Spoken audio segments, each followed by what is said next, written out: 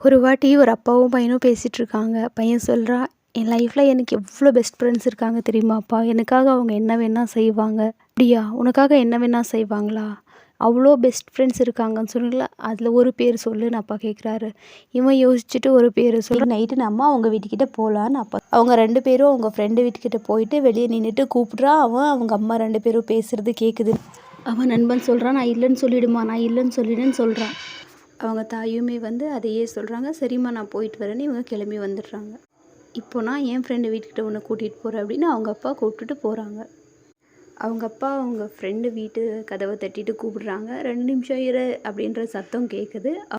2 நிமிஷம் முடிஞ்ச உடனே டோர் ஓப்பன் பண்ணிவிட்டு அவங்க ஃப்ரெண்டு வராங்க. ஒரு கையில் கோடாலி இருக்குது, ஒரு கையில் பணம் இருக்குது. என்னடா அப்படின்னு கேட்கும்போது, இந்த டைமில் நீ வந்திருக்கன்னா ஒன்று யார்கிட்டயாச்சும் சண்டை போட்டு வந்திருப்ப, இல்லைனா பணம் தேவை ஏதாச்சும் இருந்தால் வந்திருப்ப. சண்டை போட்டு வந்திருக்கியா, வா யார் அது போய் பார்க்கலாம், நான் பார்த்துக்கிறேன் அப்படின்னு சொல்கிறாரு. சரி பணத்துக்காக வந்திருக்கியா, இந்த பொடி உன் ப்ராப்ளம் என்னவோ அதை தீர்த்துக்கோன்னு சொல்கிறாரு. தந்தை அவரை காட்டி சொல்கிறாரு, இவன் தான் உண்மையான நண்பன். வாழ்க்கையில் எவ்வளோ பேர் நண்பர் இருக்காங்க அப்படின்றது முக்கியம் இல்லை, என்ன மாதிரி நண்பர்கள் இருக்காங்க, இல்லைன்னா என்ன மாதிரி நண்பன் இருக்கான்றது தான் இம்பார்ட்டன்ட். ஒரே ஒரு நண்பன், நீ என்ன செஞ்சாலும் உனக்காக நிற்கிற ஒரு நண்பன், நீ ஏதாச்சும் தப்பு பண்ணாலும் உன்னை நல்ல வழியில் கொண்டு போகிற நண்பன் ஒருத்தன் இருந்தாலே போதும். குவாலிட்டி இம்பார்ட்டன்ட், குவான்டிட்டியை விட ஒருத்தர் இருந்தாலே நமக்காக இருக்கிற நண்பர்கள் இருக்கணும்.